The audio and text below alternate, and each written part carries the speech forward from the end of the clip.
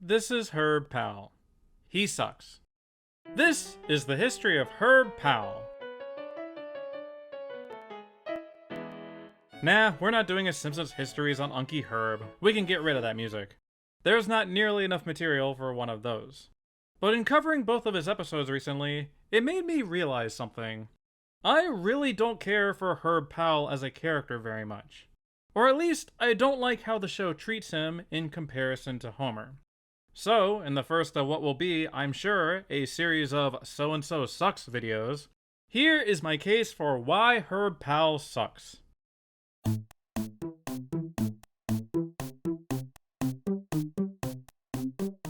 Oh, there are so many reasons why Herb sucks, but let's not get too personal right out the gate. We'll start with the business side of things. Number 1. Herb has no vision for his company.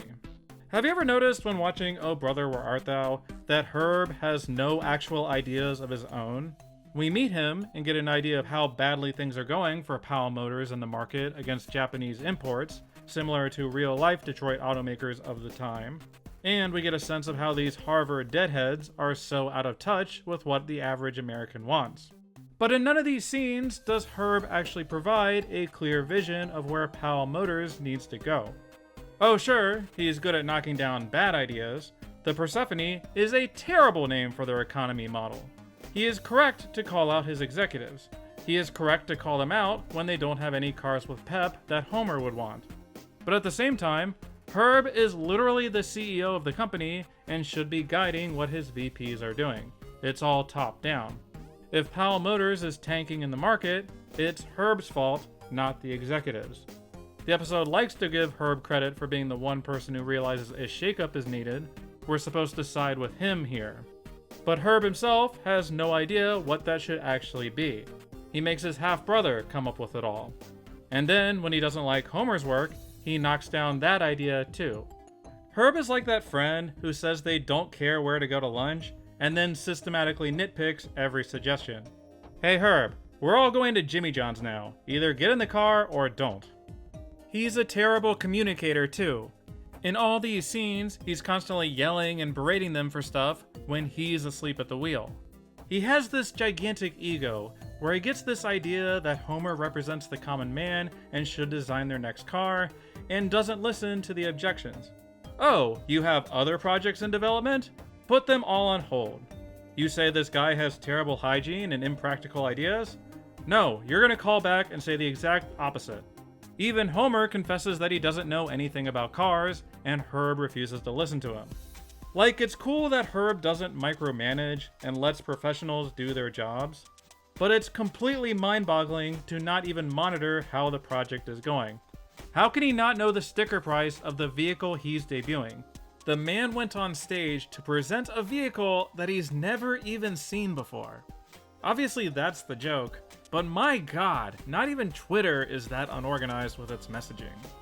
And then of course, he blames Homer for the whole debacle instead of taking responsibility.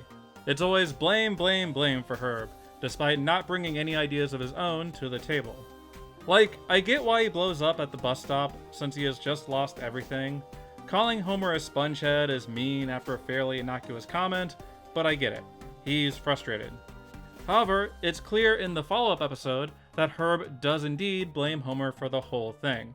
He frames the story as being an unbridled success, and then when Homer comes into his life, it's all ruined. Like Homer is this giant comet plummeting to Earth or something.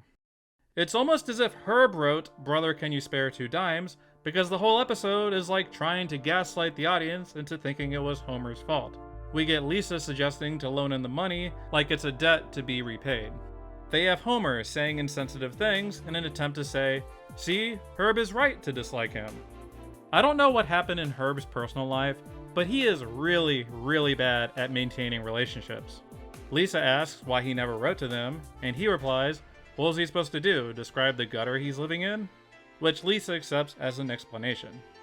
Okay, I get it, Herb's in a bad place and feels resentful and humiliated. But Herb blames Homer so much that he totally cuts himself off from the nephews and nieces that he is presumably fond of. And who knows, maybe the Simpson family would have helped him get back on his feet after the bankruptcy. But Herb doesn't want an actual relationship with the Simpson family because he's too mad. It honestly makes me wonder what happened between Herb and his adoptive parents. You know, since he says he has no roots when we first meet him. But with how hot-headed Herb is, how much he blames others, I'm sure they're estranged because they bought the wrong kind of glue for his school project or something. It's also worth noting that, even after the Simpsons helped him out with his invention, we literally never see him again with the family. He didn't reach out when he was homeless, he didn't reach out when he was rich again. Fundamentally, Herb doesn't have relationships, he uses people. The only reason he goes to The Simpsons is because he finds out about Homer's $2,000. It's clear in this scene that he views Maggie as a means to make himself rich again. Gone are the days of being in awe as he holds the baby, now he sees dollar signs. Is this why he's so outwardly blaming Homer for his bankruptcy? Is this just a giant guilt trip on Herb's part to get him to fund his invention? As part of his terms, Homer even tries to get Herb to forgive him and treat him like a brother. And Herb can't even agree to that. For Herb, he's just here to build a baby translator. It's clear that he doesn't really give a shit about The Simpsons. Notice how the only bonding scene in this episode is them playing Monopoly. Even Otto bonded more with the Simpson family. I'm not even convinced that his baby translator even works. I always thought this plot element was unbelievable, even by the Simpson standards, that Herb would be able to solve this problem on his own. It's also strange that Homer's brother-in-law invented this machine, and then we never hear about it ever again. I bet Herb was only able to get it to work for some of Maggie's scenarios, and paid off this lady to walk by with that leash. I wouldn't put it past him. It's worth noting that, in season 24, we find out that Herb is poor again via this voicemail message. I don't know if the royalties on the baby translator ran out, or he ran his business into the ground again, or what. Maybe Herb found out he had another half-brother and found a new scapegoat.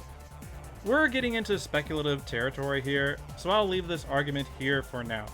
What we do know is that Herb ruined Powell Motors, blamed Homer, returned when he found out about their money, continued to treat Homer poorly, somehow invented a baby translator, got rich, and then disappeared from their lives again. Not great. However, despite this video being titled Herb Powell Sucks, I suppose we should try to at least be fair to him. Maybe I'm exaggerating, and Herb only sucks a little bit. So here is the obligatory, maybe Herb doesn't suck that much argument. I will think of a better title for this section later.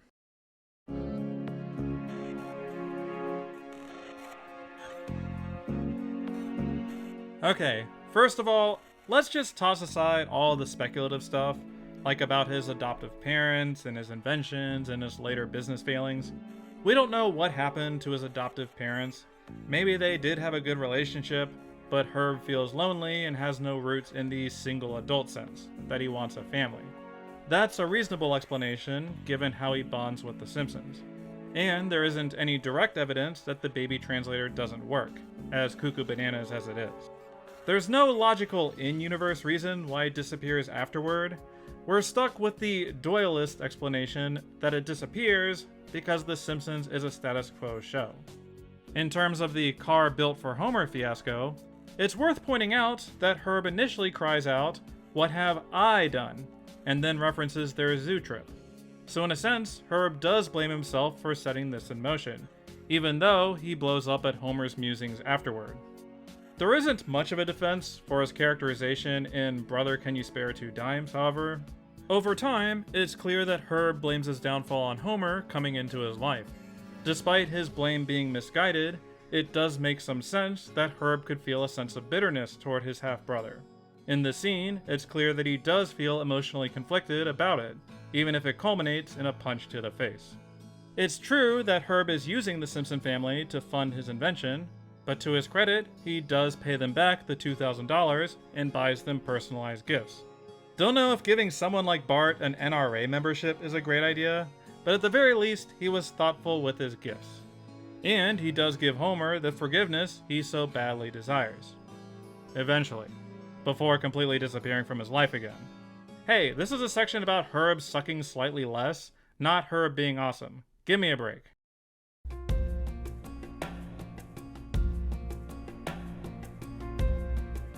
I am of the belief that Powell Motors was always going to fail, that Herb's downfall was an inevitability.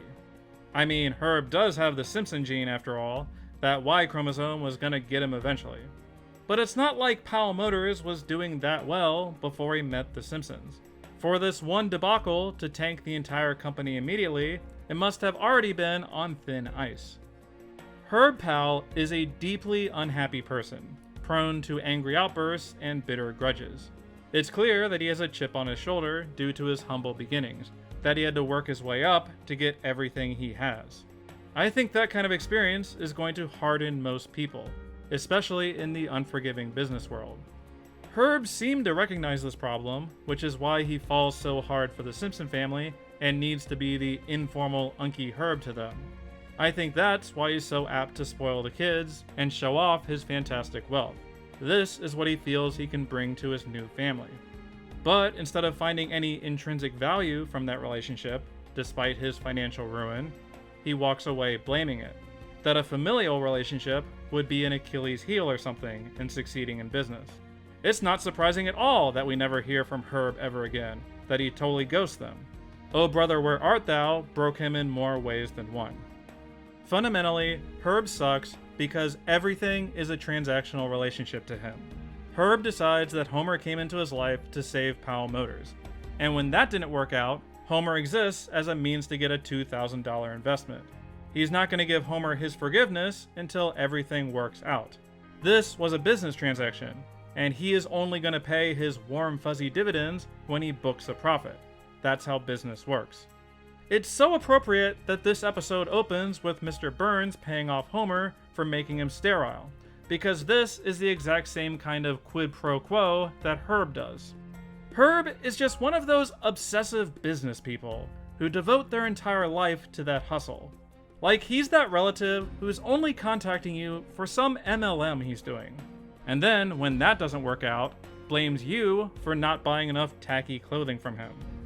But I think the thing I dislike most about Herb is that he somehow got both episodes to agree with him. That we have Grandpa laying the groundwork of Homer being a screw-up, and the second episode framing it that way with the flashback. This underlying theme of Homer deserving Herb's ire. Obviously, Homer has done a lot of terrible, indefensible things over the course of the series, but this was one of the instances where Homer tried his best. All Homer wanted was a relationship with his half-brother. All Herb wanted was his fortune back. And Herb hung that relationship over Homer's head until he got what he wanted. So I'm glad Herb lost his fortune again afterward, and I'm glad that he never returned to the series. Danny DeVito is awesome, but Herb Powell sucks.